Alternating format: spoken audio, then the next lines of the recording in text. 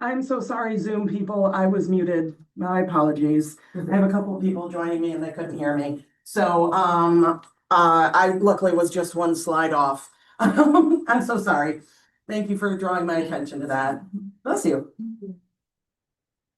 So one of the key ways that I said humans have been surviving since the very beginning, is foraging. It is an economy and a way of life based on hunting, gathering, and or fishing. We used to use the term hunters and gatherers. There's a couple reasons why we're leaving that behind. One, it left off fishing villages. That's not technically hunting. It kind of is in the sense that you have to capture a live animal. Like, I could see that, but it kind of left them off. You're gathering fish, yes. So you can kind of find loopholes. The other reason why we're turning towards just saying foraging is hunter and gatherer ended up becoming very gendered terms. Now, realistically, in a lot of historic communities, is it predominantly men that do the hunting and predominantly women that do the gathering? Yeah, there's a few reasons for that, but there have always been people that say, yes, I know I'm a lady, but I want to hunt. Or I know I'm a guy, but no, I want to gather. I don't want to hunt. There's always people that kind of bend the rules. It's not really a hard and fast rule. And one of the reasons why women end up being more gatherers is, this is going to sound really harsh, but I'll explain myself. In the very grand scheme of things, males of the species are more expendable. I'm sorry. I realize how mean that sounds. I am in no way saying, and I don't care about any of you. No, I do. But if you think of us as a species just trying to survive and trying to reproduce as many offspring as possible, males can impregnate a bunch of women if they're lucky, at one time. Women can only give birth once a year. So you end up with needing more women, because we'll actually get into it when we talk about marriage. If you're trying to have as many offspring as possible, having multiple women being pregnant at once is beneficial. So men do some of the more dangerous things like hunting, because evolutionarily, if we lose a few men, we can still survive as a society. Now, where I want to caution is, in no way does that mean that they didn't care about men, or that foragers say men are dumb, we don't need. No, not at all. I'm not saying that if they lost one of these men, they would still grieve and mourn. They would be devastated. A family would lose someone. Yeah. Sorry. Sorry. You're good. And so they'd still grieve, they'd still lose the person and have the loss. But as a species, they'd be able to still procreate. So definitely don't want you to think I was like, men in general are expendable now, but. So 12,000 years ago, give or take, pretty much all people lived as foragers. Nowadays, there are a few modern groups I'll introduce you to. But historically, some of the groups were hunting big game, like mammoths. Some were hunting small game. It basically just depends on what was available. Most foraging communities rely on nature, meaning they follow the natural migratory paths of the animals and they move around with where the plants are growing. So if your main food is woolly mammoths and woolly mammoths migrate every spring, you're going to migrate with them because that's your food source. You're going to follow them. So they tend to be a bit more nomadic, meaning they might have a few encampments that they regularly visit, but they don't stay in one place for, years at a time. They move around a lot.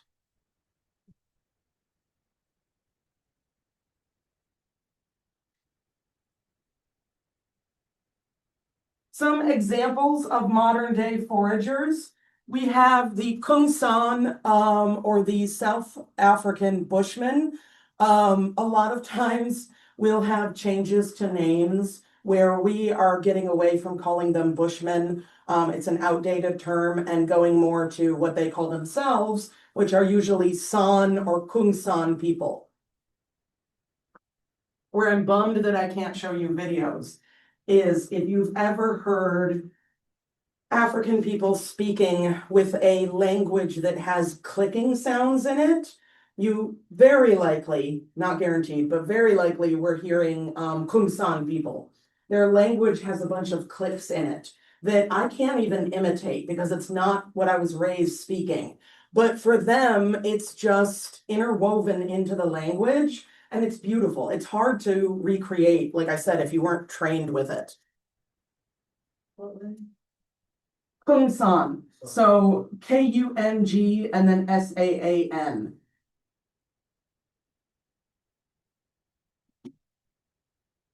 Another prime example of some people that partially live as foragers are Australian Aboriginal people. They are the indigenous communities of Australia. Now, there are tons of Australian Aboriginal people that live in capitalist Sydney, Australia, in the city, working a 9 to 5. There's a bunch of actors. There's a lot of people that live just like us. But there are some small groups keeping the traditional ways alive and living as foragers. They may not be full-time foragers. They might also like make some arts and crafts to sell at markets or things like that to get some income. But they're really, what's the word I'm looking for? Kind of fortifying their subsistence by foraging. We also have the Inuit people of northern Canada, Alaska, and Greenland. They are the indigenous people of that area. An outdated term you may have heard is Eskimo. The reason why we're getting away from that term is basically, if I understand correctly, Eskimo means seal eater, which isn't incorrect. A lot of them do eat seal, but it's basically like a derogatory slur for a seal eater. So we're seeing that more and more where with indigenous communities, we're finally starting to ask them, well, what do you want to be called? Because a lot of times the names we have for them are a name that their neighbors called them. And if they don't get along with their neighbor, it might not be a nice name. And so it would be the equivalent of, imagine I get to your neighborhood, I move in, and I'm talking to your neighbor that you have beef with, you and him don't get along. And I say, hey, I don't know, so-and-so over there, what's that guy's name? And he says, oh, that guy? Yeah, we just call him asshole. And then I come up to you and I'm like, hey, asshole, how you doing? You're gonna be like, that is so rude, because I don't realize that it's a mean term. So that's why we're kind of leaving the term Eskimo behind and using Inuit or Inuit. And what does that? That is usually it just means like people. Okay. It's just in their native language. Yeah. Okay. It just means people. People, yeah, that's usually what which makes sense because if you ask anyone, like, what do you call people? We're people. What do you mean? We're Now, one of the reasons why the Inuit people are fortifying their subsistence with foraging is it is difficult to get groceries up into the tippy top north. And so unfortunately, because it's difficult, some companies are price gouging and they will charge a ridiculous amount. I believe I saw something like $35 for a gallon of milk, like just a ridiculous cost. So if that's your only option and you say, well, 35 bucks for a gallon of milk, or I can go hunt and forage and fish, that's probably going to be the cheaper option to just find the food yourself. It is a very snowy area with no trees, most of the areas, and the villages are kind of sparsely, I can't talk today. There's space between them where it can be dangerous to travel. So there's no roads, no going on like a truck. Rough terrain. Rough terrain, yeah, thank you. I always joke I either need less coffee or more coffee. Like I don't, More please. Probably more, yeah. So a lot of them get around by either snowmobiles or dog sleds. And what's interesting is, for me, dogs are pets. Those are my babies, those are my friends. And I have to remind myself that while some Inuit people may bond with the dogs, for a lot of them, they're basically livestock. And so I have to remind myself, because they'll get to their encampment and they'll build their tent for them, and then the dogs just kind of hunker down in the snow. And for me, because I'm used to dogs, I'm like, bring that dog inside with you, snuggle. But I feel like my huskies, they don't want to go inside. Right? Mine will really burrow in the snow and like cover itself with snow. He'll go out there and I'll like peek his head out. Clear it. My baby was inside all the time. My bestie has Great Pyrenees. Short. And yeah, when she moved, she had to talk to their new neighbors and be like, hi, please don't call PETA on me. I know it's cold. It's cold for us. It's not cold for her. I've been trying to get her in the house. Want to be outside. Yeah, some of them, she was like, this dog loves it. She's like, I cannot get this dog inside when it's snowing. He's never wanted to be inside. That was my husky this morning. It's like, no, I'm comfy, I'm happy. He's showing him being proud of me. Like, all right, whatever, he's down in Detroit, so maybe. Now, another group, you're noticing probably that it's a lot of indigenous communities. Basically, what we're seeing is indigenous communities trying to keep their traditions alive. So are most Anishinaabe or Ojibwe people living off the land 100%? Not all, but they're keeping the traditions alive. One way we see that around here is the harvesting of wild rice. Technically, me, because I have no cultural tribal affiliations, I am not allowed to go harvest the wild rice that grows around the Great Lakes.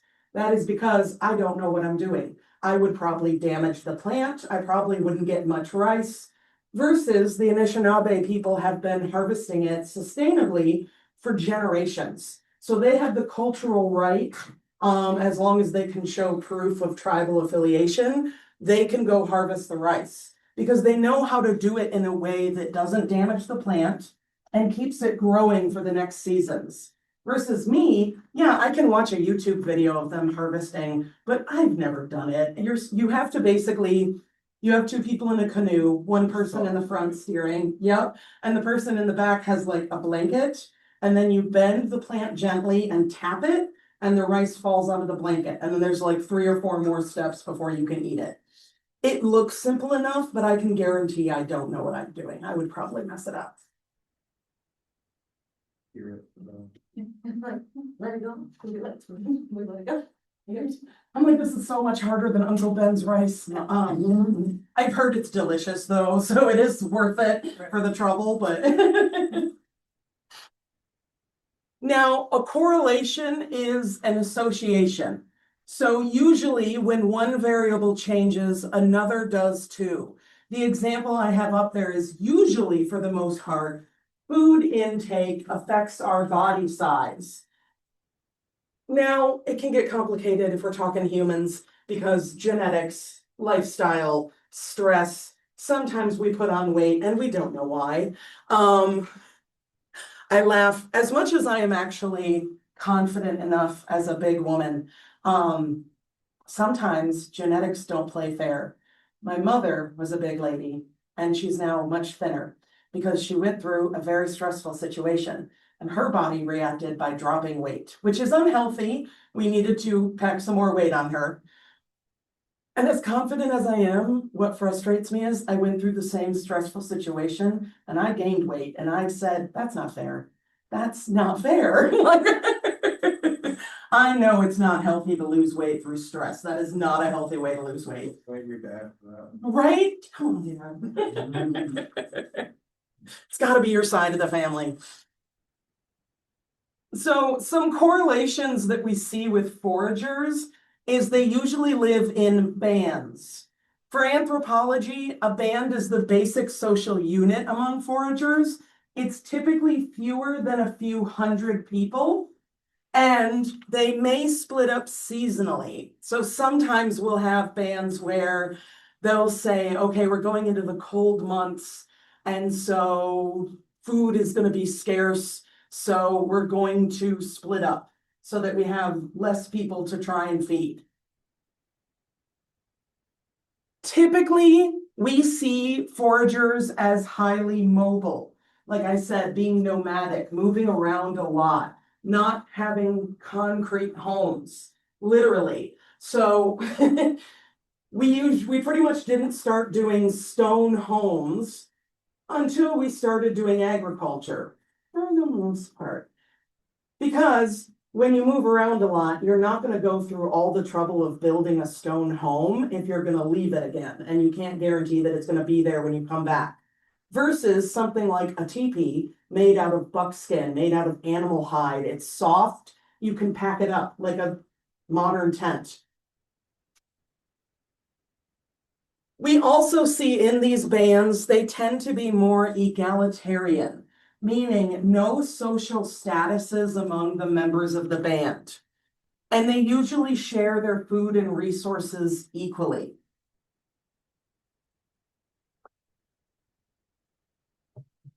So typically, when you're, say, hunting, or even gathering, we'll go the gathering route. Let's say me and the gals go out gathering, and we're going to gather berries and nuts. And I have a really successful gathering trip. I got baskets of berries and nuts. But the two other ladies I went with didn't really get anything. And we would come back.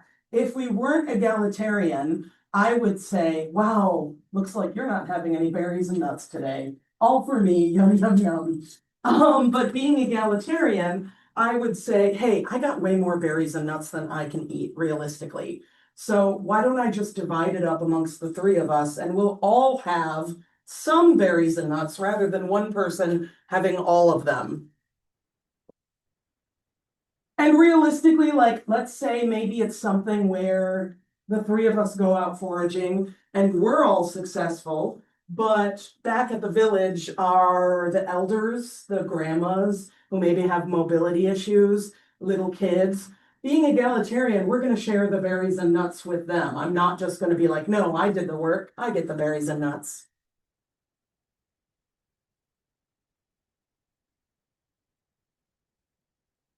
Looking into when we started to control the plants or flora.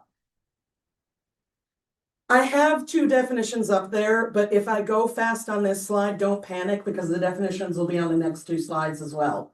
So horticulture and agriculture. Horticulture is non-intensive with shifting cultivation and fallowing. I'll explain what fallowing means in a moment. Some of you, if you grew up on a farm, you're going to be like, I know what fallowing means, Stephanie. This is kind of like, I also teach downtown Grand Rapids, and the book I'm using keeps talking about blinders on a horse. And I had the realization that half my students don't know what the heck a blinder is on a horse and the purpose. So I had to pull up a picture and be like, this is a horse with blinders. But I was like, yeah, the analogy doesn't work if you don't know what blinders look like or what the point is. Agriculture is cultivation using land and labor continuously and intensively. Yeah, I like culture. I'm trying to get my dad to let me uproot his prized lawn and turn it into like a biodiverse habitat. Yes. I'm trying, but he is. Thank you. He is an old school boomer, so he takes pride in his green lawn. Uh-huh. He fell for the wrong trail. Well, and it's literally lawn culture is left over from like what, the 1700s, where it was basically bragging rights of like, Yeah. I'm wealthy enough that I don't have to farm this land. Keep up with Jones. And now I'm turning around and I'm like, can we farm this land, please? Groceries are expensive. Can I grow some strawberries? And some pollinator stuff, because I love You my get 40 bees. strawberry plants in Tampa for like 15 months. Don't tell me that. That's how I come up, how was class? I bought 40 strawberry plants. I don't know what happened. That's okay. Well, a bunch of Nice. So horticulture again is non-intensive, shifting cultivation with fallowing. When we let something go fallow, it means the land has already been plowed and hoed, but we don't plant anything in it. And usually we'll do that periodically to let the soil kind of regain its nutrients. If you just plant over and over and over again, sometimes you lose the nutrients in the soil and your crop won't be as lush or as, vivacious. What we see in modern big farms in America is called monocropping. Mono just means one. So in the big farms, it'll be 600 acres of corn versus in a horticulture garden, it'll look more like a backyard garden. You'll have some corn. You'll also have tomatoes, strawberries, blueberries. My favorite as a kid, my parents always used to have a really nice garden in the backyard. My favorite was the raspberries. Oh my God. My mom literally scolded me once because she went They out. have those at Sam's Club. She went out to harvest raspberries and there were like none left. And I think I tried to be like, the birds ate them. And she's like, you have red lips. I'm like, the birds. And she's like, did you eat all my strawberry or my raspberries? I'm like, yeah, kind of. Yeah, I did. They were delicious. So usually it's more than one type of crop. Some of the tools used include hoes, or sometimes we see digging sticks, which are basically like a hoe, but it's just a nice kind of flat-ended stick that you can use to dig in the ground. One type of letting fields go fallow is slash and burn technology. So fallowing is when the land has already been plowed and hoed. Slash and burn is more like, let's say you get to an area and it's a meadow. So it's got a bunch of plants already growing in it, grasses, shrubs, maybe some tree saplings, and you want to turn it into farmland. One of the best ways to do that and make sure you have nutrient-rich soil is to cut everything down, let it lay flat, and then light it on fire. Now, don't do it if you've never done it before. Yes, because we don't need to be starting wildfires.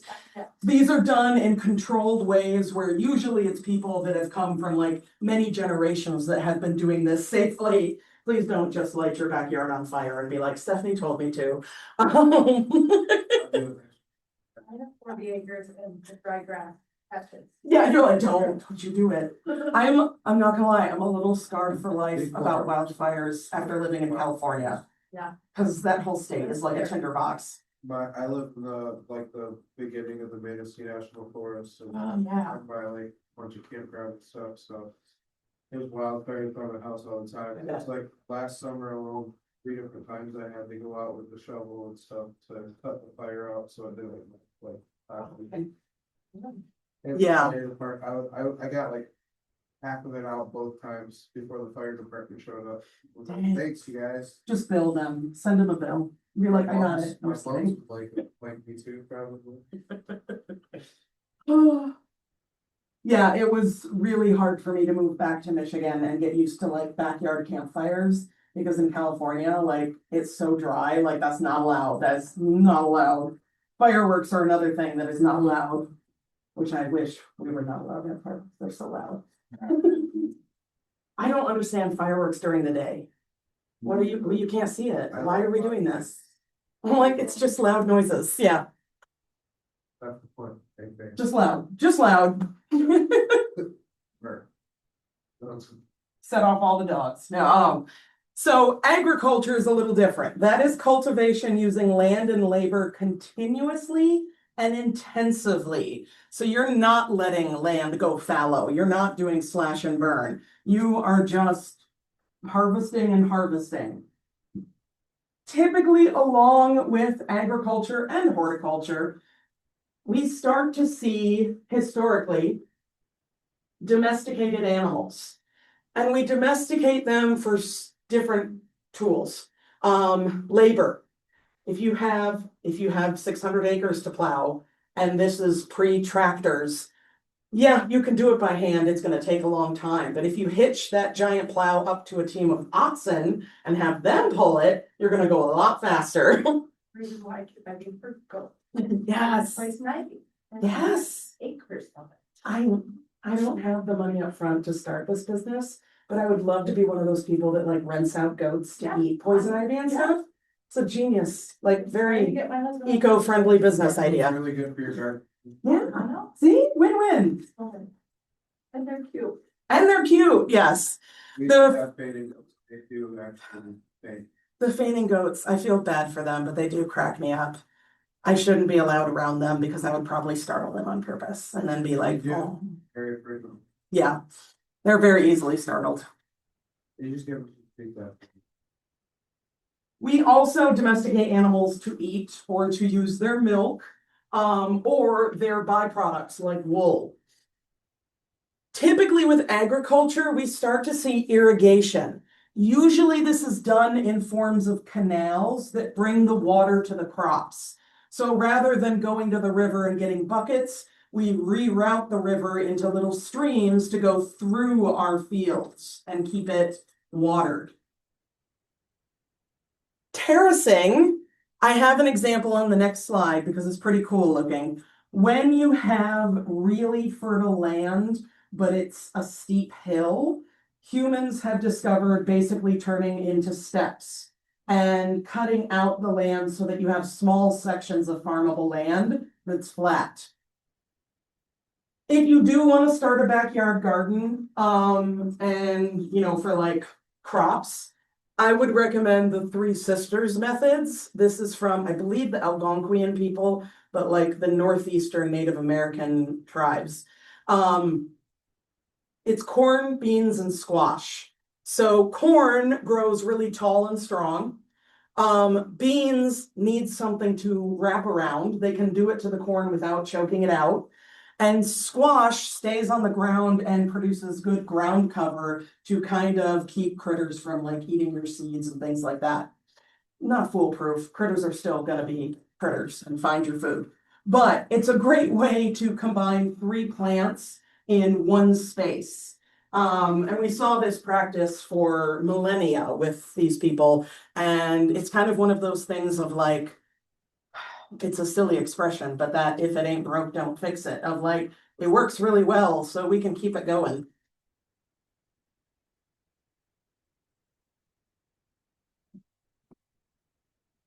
This is what terracing looks like.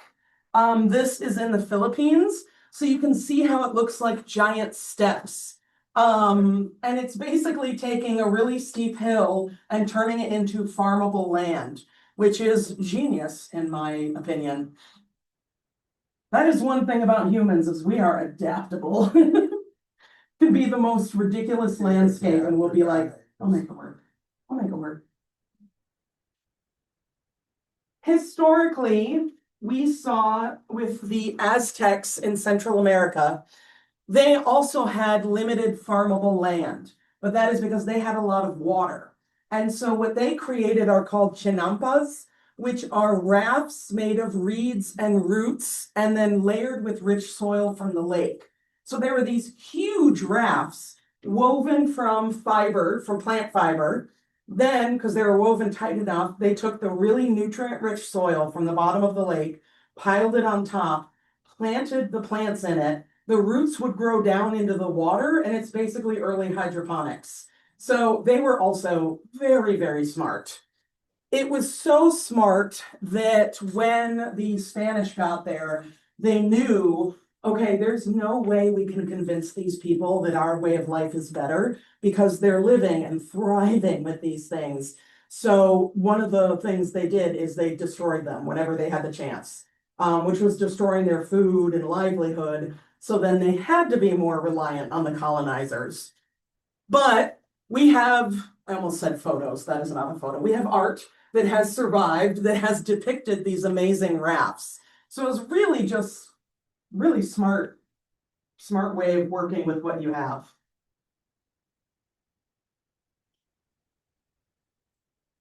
This slide was my attempt to make something visual that Kottak brings up.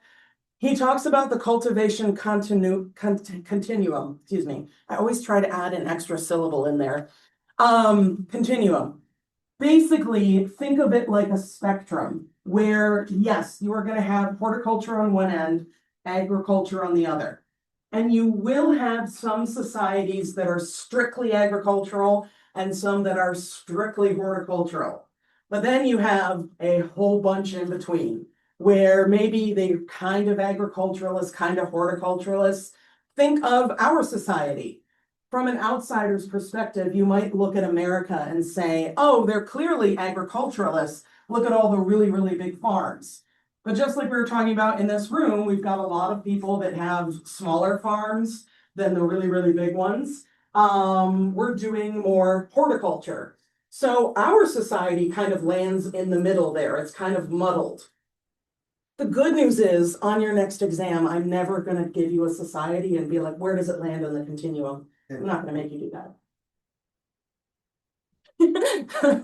I will give you warnings when there's something that I'm like, don't worry, I'm not going to quiz you on that one.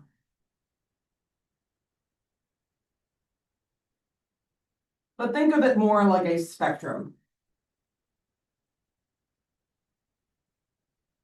There's a lot of spectrums in our societies. For some reason, humans love trying to fit nature into a binary, and we just get so mad when nature says, no, that's not how it works. We're like, but binary.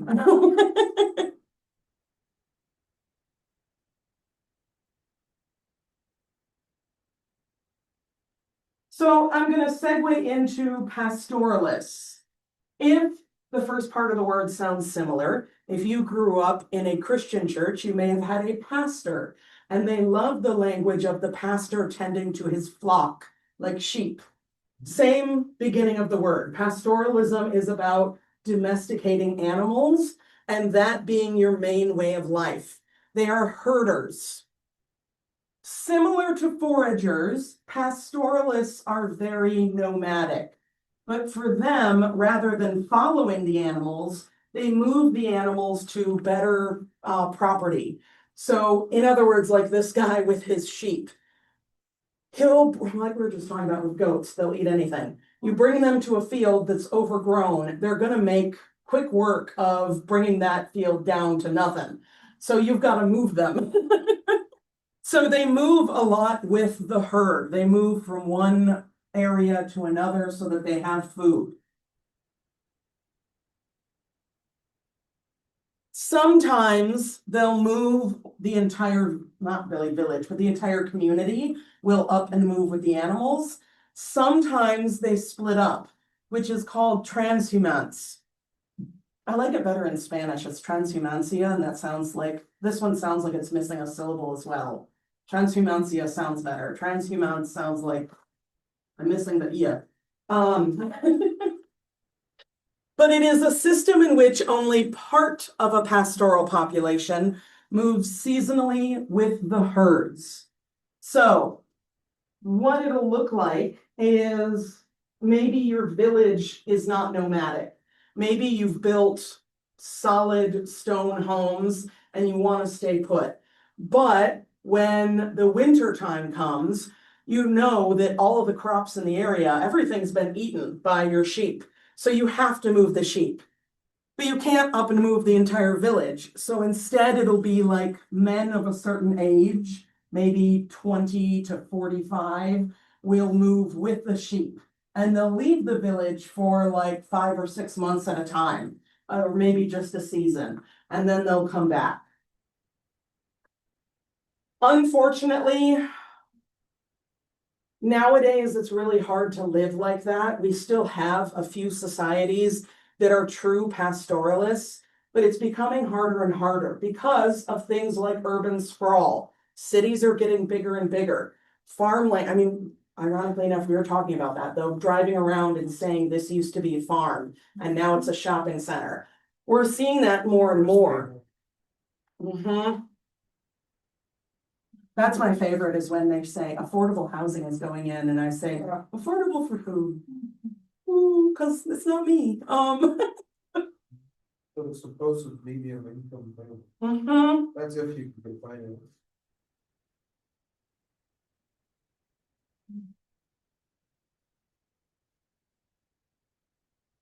A great example of a pastoralist society and indigenous group are the Sami of Norway and Sweden and that general area. If they look familiar, that is why I have Kristoff from Frozen.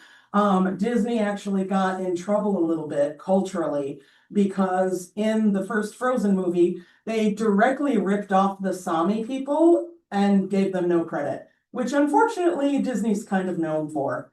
Now, where I give them a little bit of credit is at least in the second Frozen movie, they had much more of an indigenous presence. They still didn't say these are the Sami people because they're supposed to be like fictional, but it was a little better. I'll give them a little bit of credit there.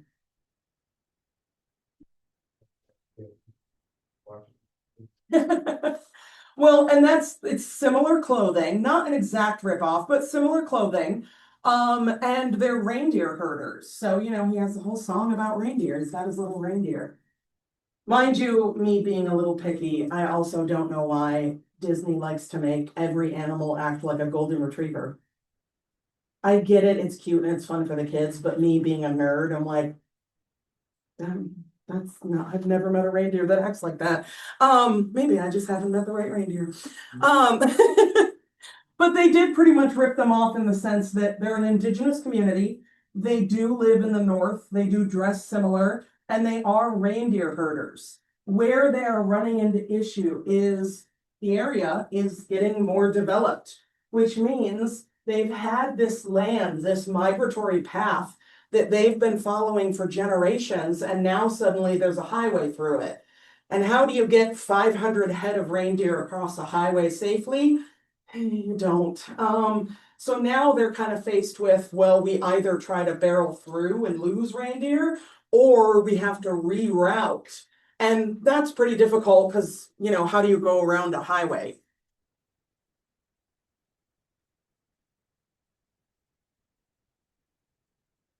Modes of production refers to a specific set of social relations that organizes labor, or who does what task in a non-industrial society. So a lot of times we do end up with a gender division of labor, but we also end up with like age division of labor. Think of growing up. Your chores probably got more complicated the older you got. You're like, indeed.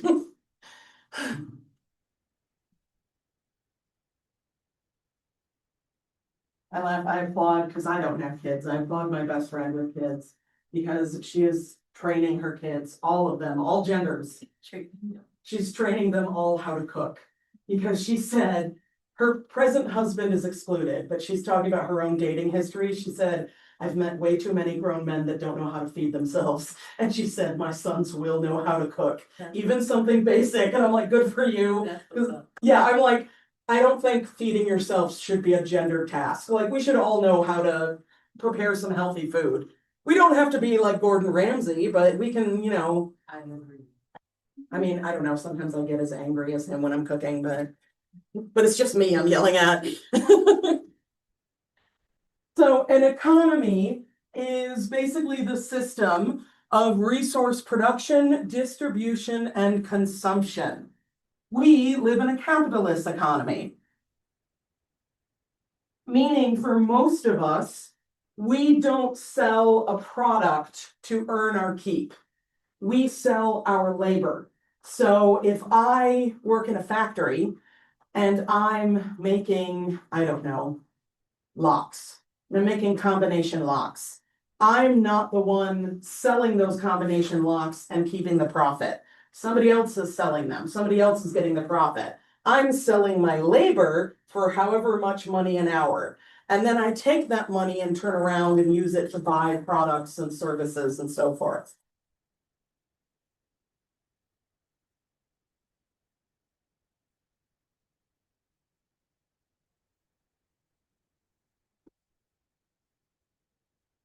looking at major productive resources like land, labor, and technology, those are the means of production. In a non-industrial society, they have a more intimate relationship with the means of production. So the example I have with the two women there, if I need a ceramic jar to store dried beans, here in Michigan, what I would probably do is take myself to Meijer, go in the home goods section, and pick out a jar. And I could turn the jar over and see what country it was made in, but I have no idea who personally made that jar. And realistically, it was probably a machine. Now, there's still a human that has to turn the machine on and operate it, but I don't know them, and I don't even know how I would find out who that is. Versus in a non-industrial society, if you need a jar for beans, you're either going to make it yourself or you're going to directly know who made it. And realistically, if I wanted that relationship with whoever made the jar, I could elect, instead of going to Meijer, I could go to a local art market, talk to a potter who hand makes jars, get to know them, and therefore know who made my jar. I could.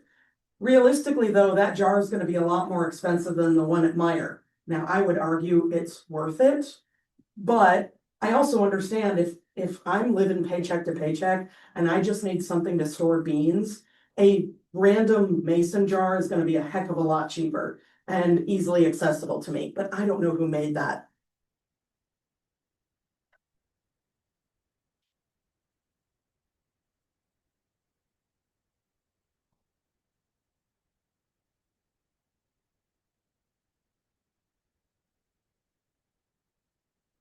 When we say land as a means of production, we mean that right to land is usually passed down through family, or through marriage.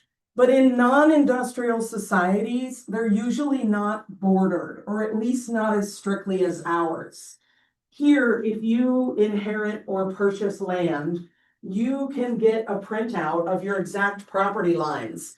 And that's important because if I want to build a fence, I need to make sure it's on my property and not my neighbor's. Because my neighbor, if I start building on her property, she could go to the city and say, hey, I didn't approve that. And they'll come to me and say, you got to take your fence down. I don't know how accurate it is, but when I used to work in insurance, the website was called Home Snap. And you would just plug in the address and it would give you an aerial view of the property lines. I don't know if it's still active, just in case you want to be nosy like me. I am that person that is Home Snap. Yes, do I. If it is, yeah, it was a good one. But I would do that when I had to do home inspections for insurance. And it was usually when we were trying to figure out if that dilapidated shed was on their property or not. And then we'd have to pull up Home Snap and be like, oh, it's not their property, we're good. It's your neighbor's dilapidated shed, we don't care about that one.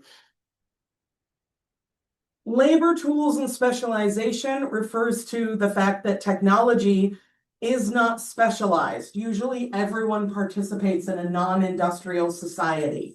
So instead of having one potter in the village that makes all the pots, it would be something like all women over 30 know how to make pottery and do that at home.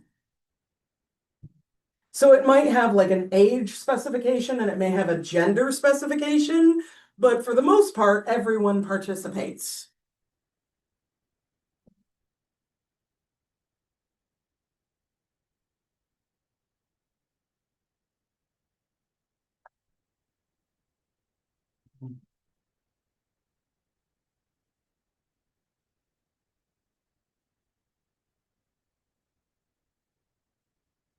So this is where I would normally make you watch a video, but I can't do that because I have no speakers.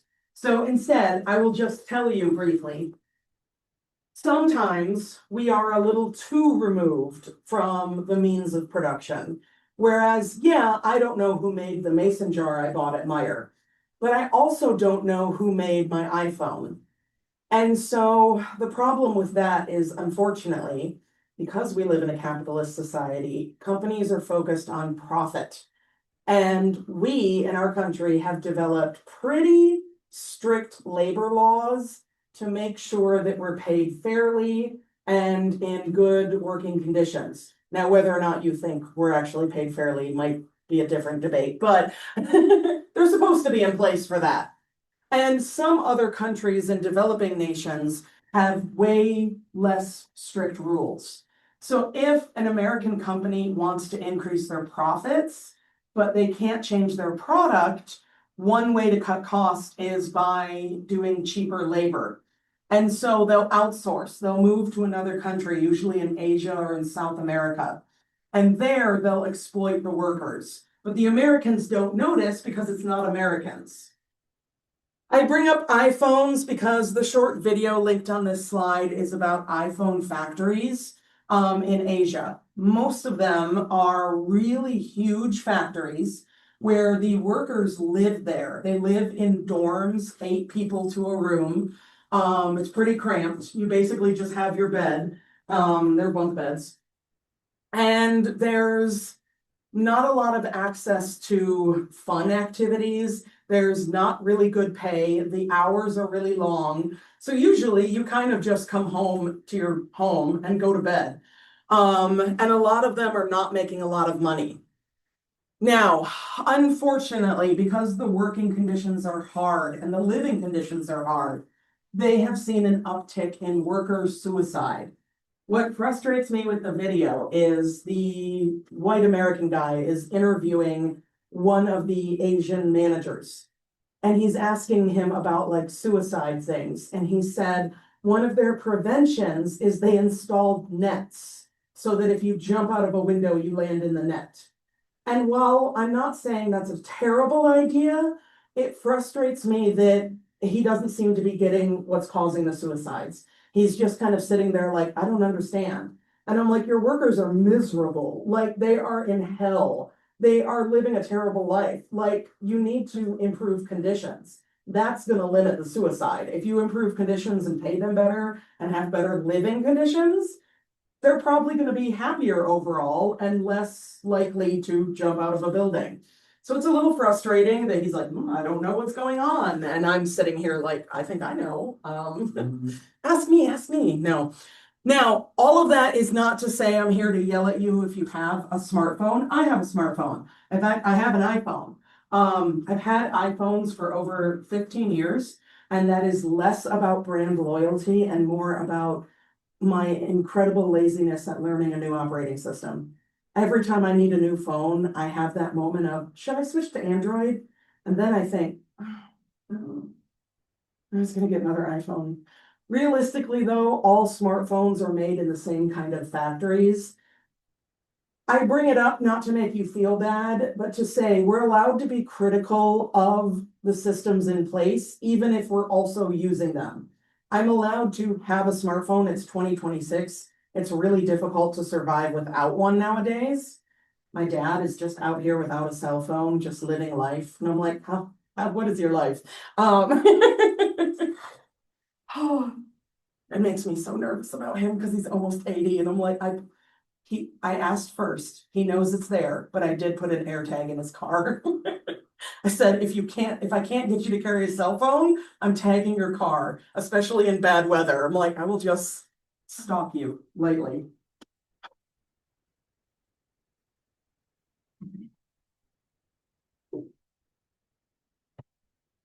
Economizing is the allocation of scarce means among alternative ends. And we are seeing an uptick in modern peasants. We don't mean the medieval peasants, so to speak, but we're seeing small-scale agriculturalists who live in state-organized societies and have rent funds obligation. So in other words, other agriculturalists historically would own their land. And so then you make enough crops to feed your family, have enough for, winter time. And then any extra crops you could sell and pocket the money. And you could actually save up a nice little nest egg that way, or at least save for if maybe next summer it's a really bad season and you don't grow as much. Now you've got some nice money that you can use to buy food. Whereas now we're seeing small agriculturalists around the world renting their property. And for a lot of you, if you're renters or have ever been a renter, you know how frustrating it is because it can feel like you're just throwing away money on the first of the month every month. That's so common that I realize that I still think about fondly. I still think fondly of my grad school landlord because he was the nicest landlord I've ever had. He didn't price gouge and he actually fixed things. And I'm like, it's depressing that that's so rare. And I'm like, wow, what, I hope he's having a good day wherever he is, whatever he's doing. Cause he was so kind. Because he was so kind, He yes. probably is that. And I actually got my security deposit back. And he's probably have. I hope so. Yeah, I talk to him occasionally because he rented, this was in Kalamazoo, and he rented to a lot of students. And that's what he said, is that he said he preferred the grad students because we were all so overworked, we didn't party as much. He was like, yeah, none of you have time to party. Like, the undergrads are finding time to be like, I'm gonna throw a house party, I'm gonna throw a rager in this apartment. And we were like, I'm gonna have a glass of bourbon while I grade and then go to bed because I'm tired. I'm like, yeah, you're right. I don't have much of a social life right now. See, that's why I call my cat my TA, because since grad school, he's been right next to me while I'm grading or while I'm working on stuff. He's right there with me. And that is, now I'm middle-aged. Now it's just that sounds way more fun than going out. With St. Patrick's Day coming up, Grand Rapids has Irish on Ionia, which is their big like block party. I went to it once a long time ago. I don't think you can pay me to go to it now. So many people and they're gonna be so Wasted. loud. It's, yeah, I don't know. As an anthropologist, I would go sober and just like observe and be like fascinating, but Maybe that's your next. that's my next Are you in paper. school? Are you in school still? What's your next No. Oh, Irish Ionia. Drunks. You can just go chill and look and watch, I mean, and eat or something. Yeah, I mean, people watching is, That's when they're drunk, it's awesome. that's why I'm never bored at an airport. Even with like a bad layover, I'm like, there's always people to watch. There's always something going on at the airport. I'm also why I'm the friend that's willing to pick people up from the airport, because I'm like, can I come in and sit there and people watch? Then yes, I'll come pick you up at the airport. Now, the market principle is the buying, selling, and valuation based on supply and demand. It dominates in capitalist societies. So we get the market principle a lot. We use money to buy and sell things. Typically, the market principle also allows for some bargaining. But in our society, there's not too many places where you can bargain the price. Used car dealers are one of the few areas. And unfortunately, used car dealers have a bad stereotype of being shady. And so you can tell my generation, immediately thought of Danny DeVito and Matilda, because that is like the peak sketchy used car salesman. That movie is also why, as a kid, I would just randomly see if I had telekinesis. I'm like, still no. I just want some From chocolate cake. Washington and they called me Matilda. I love that. Oh, you're like, thanks, guys. Thanks. Please stop. Sorry. Now, what we see in the market principle is things cost more when they're scarce. So we see that nowadays with surge pricing, where if you are wanting to go even downtown Muskegon from here and you need an Uber, if you do it on like a Thursday afternoon, it'll probably be a lot cheaper than like New Year's Eve. New Year's Eve is going to be like, oh, we're price gouging you. We are taking all your money because we know you're desperate.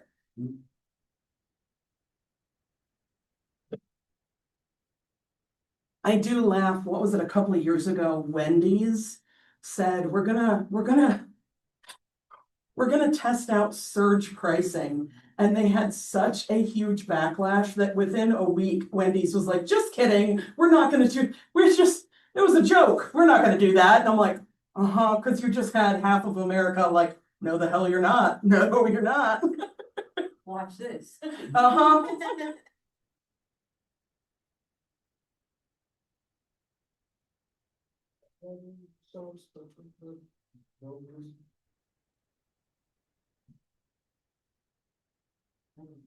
So reciprocity, you've probably heard the term either reciprocity or reciprocate, but it is the principle governing exchanges among social equals.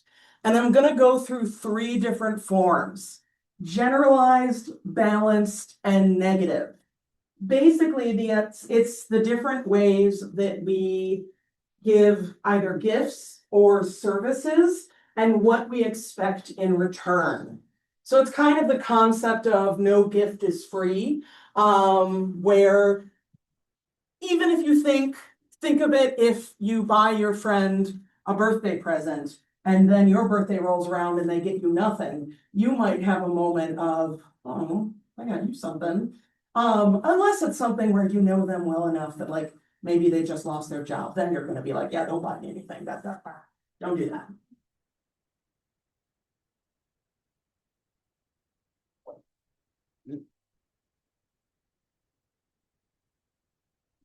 So the first one is generalized. This refers to exchanges among closely related individuals. Now, it could be actual related like family, or it could just be somebody that you're closer with, like a best friend, or even a work friend. Right here about like work wives and husbands. In insurance, I had a work little brother. I was like, no, not my husband. This is like my little brother. I'm gonna annoy him a little bit. Typically, with generalized reciprocity, we expect an equal level of gift to be given. It's, so I thought you were gonna say I never give gifts back. I'd be like, all right. But no, you don't expect, I get that. I get what you're saying. No. It's usually casual gift giving. And it's not an immediate return. So I have up there a cup of coffee because I think of it this way. If you and your friends say, let's have a day, we're gonna go, I don't know, we're gonna go to Home Goods and TJ Maxx and something else, and we're gonna stop first and get a coffee. And I'm there with my friend and she says, hey, you know what? I got your coffee this time. I'm gonna say thank you, and I'm going to think to myself, okay, well then later in the day, if we want a little sweet treat, I'm gonna treat her to it. Because an immediate return isn't necessary. Now, I do love coffee, so I don't see this as a problem. But imagine if you went to order a coffee and your friend ordered a coffee and they said, I got your coffee. And you said, great, I'll buy your coffee. And you buy 2 more coffees. Me personally, I'd say, yay, 2 coffees. But a lot of people would probably say, that's too much. Like, hit me back later. Realistically, if that friend never ever hits you back and you are always the one buying the coffee, you might stop buying the coffee. Unless, of course, you are unequal in like status or finances. So if it's something where it's somebody I respect a lot and I want to buy them a coffee because I respect them, then I'm not going to expect a coffee in return. Or if it's something like my friend and I go out for coffee, but my friend is Steve Jobs, I'm gonna be like, Steve, you got this, right? Like, you make a lot more than me. You got this. You got this. Oh, no, I like that. Well,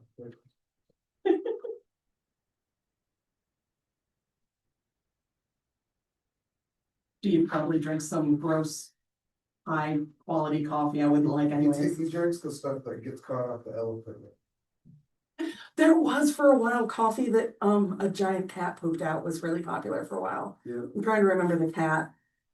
yeah, it was, so many people were like, oh, it's Something to do with the amazing. fermentation. Yeah, I don't, Body makes it amazing somehow, but I'm not trying it. yeah, I'm good. I'm okay without cat poop coffee. I'm good, good. Like, no. Cat food. Yeah, it was like a big cat, like a jaguar or something. Pretty much any area where animals eat coffee beans, they will collect their poop and package it up and resell it to people. Label it as fancy and rich Uh-huh. people just buy it up because it's a funkier smell, because it isn't. This is how you're gonna end up down a rabbit hole tonight, and you're gonna be like, what am I Googling? Kids are talking about fun, buy chocolates. Yep, Don't eat it. Wait, what? no, I think you They, might. go down the rabbit Probably hole, could but be. they think it's Russian, don't. Oh, fascinating. It's. I don't know, humans eat some interesting things. You might, you just. I'm good, It was I'm good. I don't wanna ruin it for me, I wanna try it one day.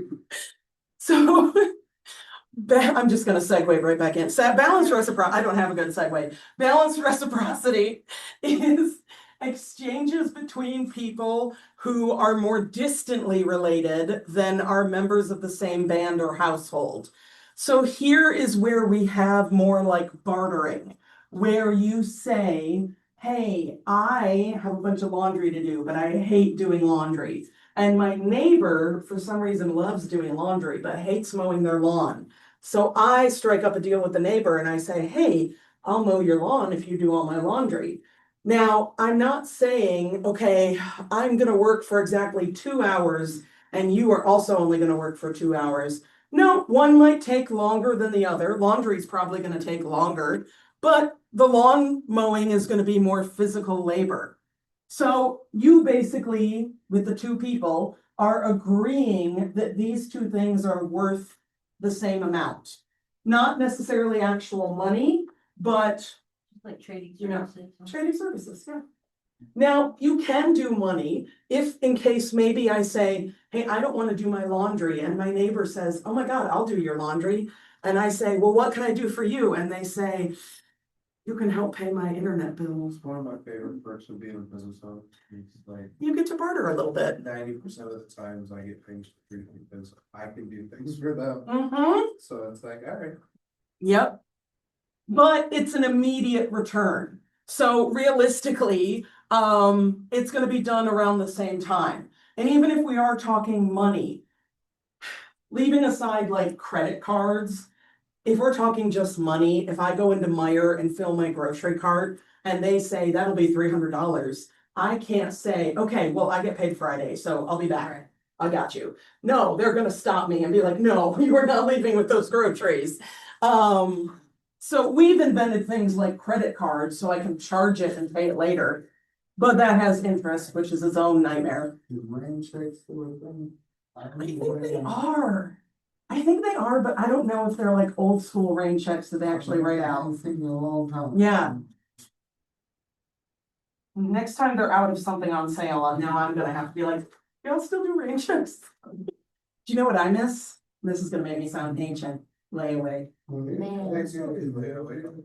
I think most people just do credit cards. And they don't do It's like. still. I don't prefer layaway, but It's Walmart, so. school closes layaway. You can't city trends in Muskegon. What? Okay, You that's can do good. layaway. Oh, okay. There's like very limited stuff. Just, I'm not trying to put anything else, just let the people Pizza, over thirty fashion, clothes. commiserate about layaway. Felt like I was there yesterday. And them. Valid. Most same when I was a kid. Mhm. So there is a negative, yeah, Kmart's That's always the where- layaway one. that's where- Isn't that good one though? It's. Kmart's not existing. No, I know, Yeah. I'm saying the building, the Goodwill. building. Oh, I was Oh. like, Kmart don't exist. Apple, the Goodwill building there, that used to be Kmart. Oh. So there is negative reciprocity, which is potentially hostile exchanges, typically among strangers. The two examples I have, the first you might be more familiar with, price gouging. We saw that during COVID, where TP. everybody panic bought toilet paper, yep. And then suddenly you saw people on Facebook Marketplace selling them for some ridiculous cost or doing it with hand sanitizer, things like that. I will admit what made me nervous was the toilet paper went missing. And then I went grocery shopping and the paper towels and Kleenex started to go. And I thought, oh no, Michigan, that's not flushable. Like, oh, the plumbers of Michigan are gonna make bank. Like, yeah, people were getting desperate. Renters didn't care. No, renters did not care. They're like, that's what you get for raising my rent. Now, in the Plains Native American tribes, historically, when horses were reintroduced to North America, they became very important to the Plains Native Americans.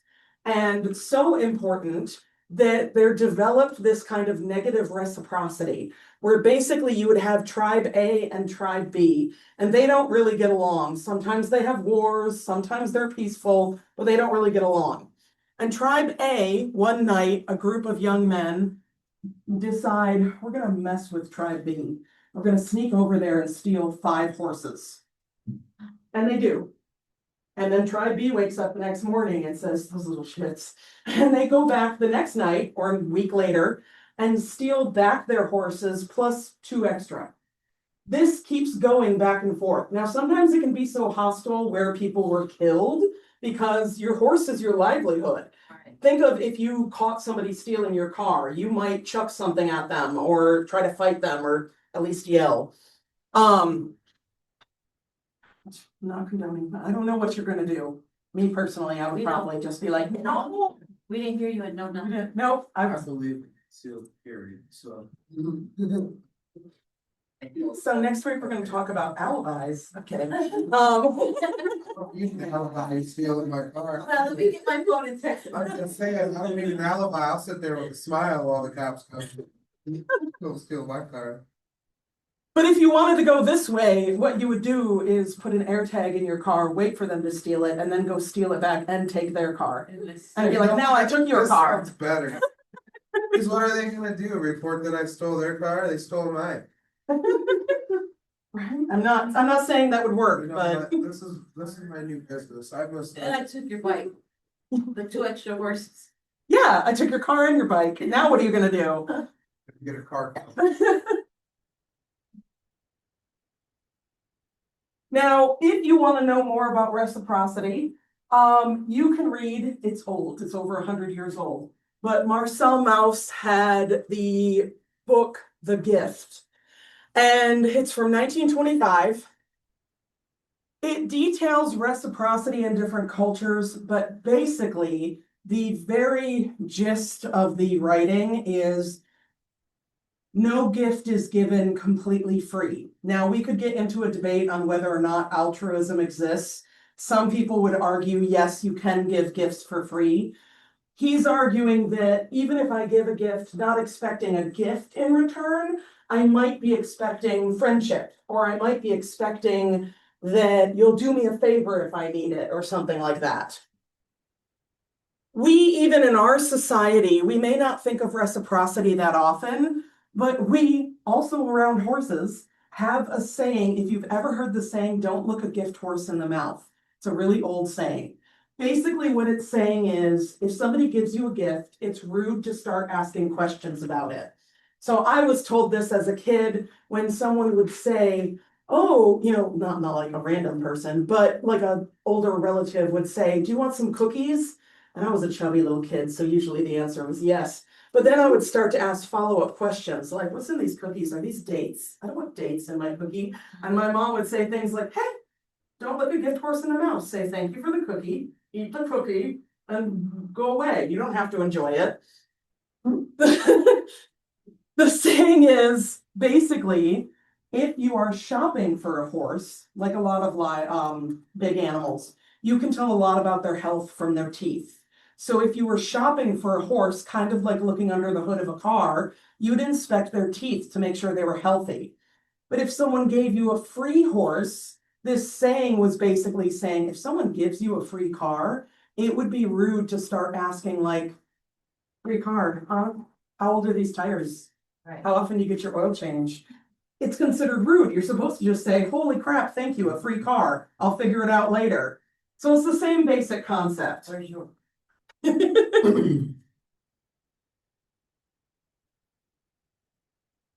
Now, redistribution is taking the flow of goods from a local level into a center and then back out.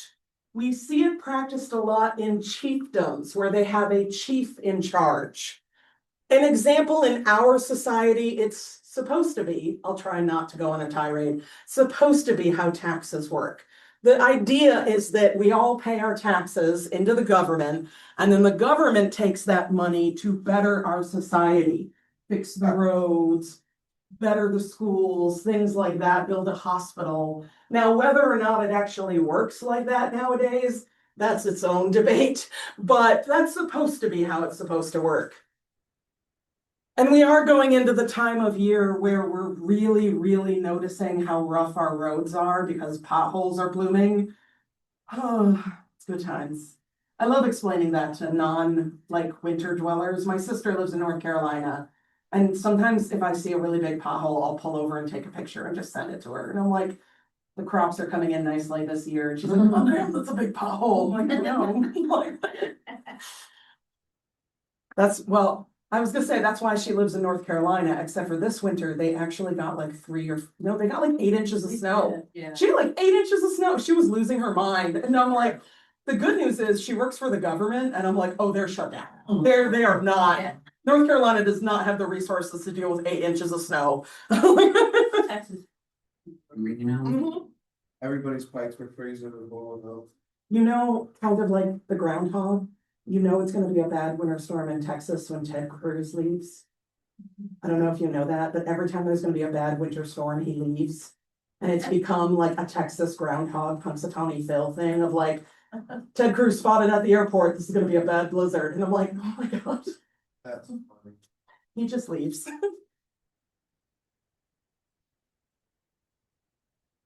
In a moment of humans are nice and sometimes sweet, I did see an impromptu snowball fight break out in New York on one of the streets because of their blizzard, and somebody filmed it. And it was genuinely heartwarming of like, Yeah. sometimes humans are nice, sometimes we have fun and we build community.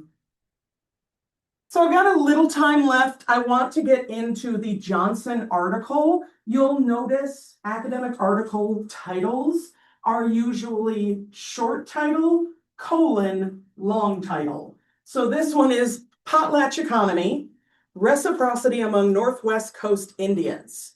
Now, when we talk about names being important, most of us might use the term Native Americans. That is appropriate, but we also still use the term American Indians.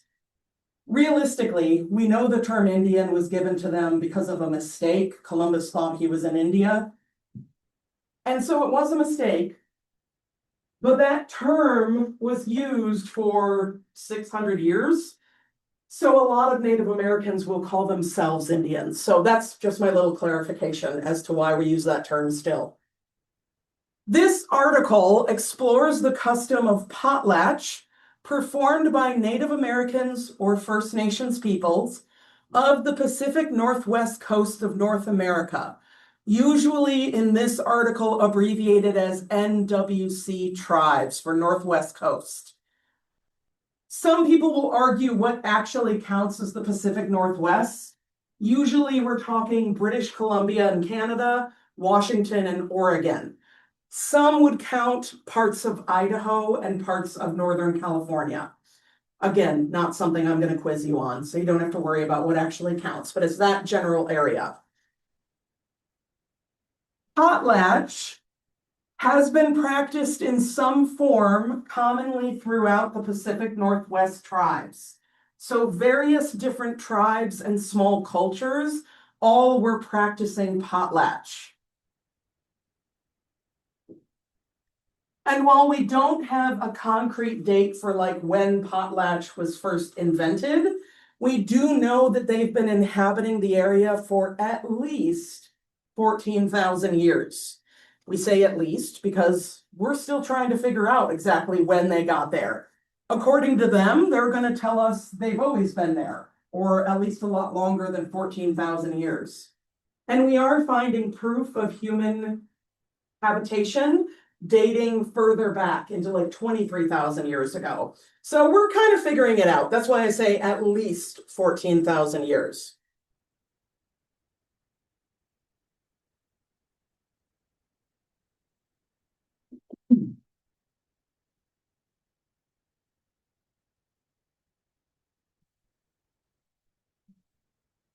So what is potlatch? It is a ceremonial feast and a competition practiced by North Pacific Coast tribes. It is a redistribution of wealth. Two of the tribes, among many, are the Salish and Kwakiutl. Kottak says, customs like the potlatch are cultural adaptations to alternating periods of local abundance and shortage. So basically, what the chief would do is collect from his people and say, collect any excess, I was going to say wealth, but it's not necessarily money, excess copper pots, blankets, food, things like that. And after he collects everything in, he then redistributes it, not only to his people, but to a neighboring tribe. And so it turns into basically a competition where you'll have one group, and it might be between moieties, I might be misspeaking, but basically you will have a group and you'll have group A and group B. And group A decides we're going to have a potlatch and they invite group B. And group B, everybody gets the equivalent of a goodie bag. And in your goodie bag, you have a copper pot, a pound of salmon jerky, and a blanket. And everybody has a good time. There's music, there's dancing, there's storytelling. It's great. And feasting. And then you go home and you say, what a good potlatch.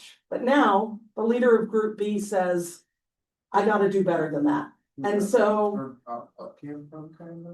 no. And weirdly enough, they start with the same. So I've got that question before. It's kind of like a weird Bring our potluck. Because we all bring our own, yeah. But then, so group B says, okay, now we're gonna invite group A over. I really left off and said, and they said, who becomes and I do I that. can do better, yeah. So group B now holds a potlatch, invites group A, and they give a goodie bag where you get 2 copper pots, a pound of jerky, 2 blankets, and a canoe. I'm just trying to think of things that were, that's a really big one. That's a big one. Now it's you're one-upping each other. So now you're gonna go back and forth. Now group A is gonna say, now we gotta outdo them more. And it's gotten historically a little ridiculous where it's like big events of like big celebrations with bigger feasts, bigger performers, things like that. For a while, Canadian government and US government made potlatches illegal. And so if they found out that they were trying to do a potlatch, they would seize all of the goods. And I believe that's what this photo is. You can see jugs of milk, copper pots, blankets, jewelry, dried fish, a totem pole. All of that was confiscated. So now, instead of redistributing the wealth, it just goes away. And then it ends up in a museum. And we go, I don't know where it came from. I got grumpy at a museum in Baltimore because we went into the African art exhibit, which was beautiful. But dang near every piece would say artist unknown. And I'm like, I bet we'd know who made it if we talked to them and didn't just take things. I'm like the opposite of Indiana Jones. He always says, this belongs in a museum. And I'm going around like, this belongs back with the people, out of the museum. I love a good museum, don't get me wrong, but we could repatriate a lot. One of the most famous anthropologists that worked with the Pacific Northwest tribes was Papa Franz Boas, that guy that invented the 4 subfield approach. He gave us these ideas that the more generous a chief was, the higher ranking he was. For a lot of chiefdoms, you are basically an elected official. It's not quite like a king where you inherit the throne. Now, would you still have family dynasties like we have in politics now, where like the Bushes, we had 2 Bush presidents, father and son? Yeah, that would happen where the chief kind of trains up his daughter or son to be the next chief. That does happen. But you can also be kind of kicked out. You can have poor enough ratings and rankings that your people say, we don't want you in charge anymore. So the more generous you are, the more likely you are to have good rankings. Another anthropologist, Coder, said the ostentatious and dramatic distribution of property by the holder of a fixed, ranked, and named social position to other position holders. That is basically how he describes a potlatch. So it is a hierarchy. The higher ranking you are, the more likely you are to get more goods in a potlatch. And I think of with them being outlawed, how frustrating it must have been to be waiting for those goods to be redistributed and then having them be taken away. I think of like, it's coming up on tax season. I think of if we all paid our Muskegon city taxes. And then right as we pay them all in and we think, awesome, this is gonna go to better Muskegon. Then Ludington comes in and their mayor says, actually, you're not allowed to do that, and we're taking all your tax money. We'd be pissed. We'd be like, no, we need that money to like fix things and stuff like that.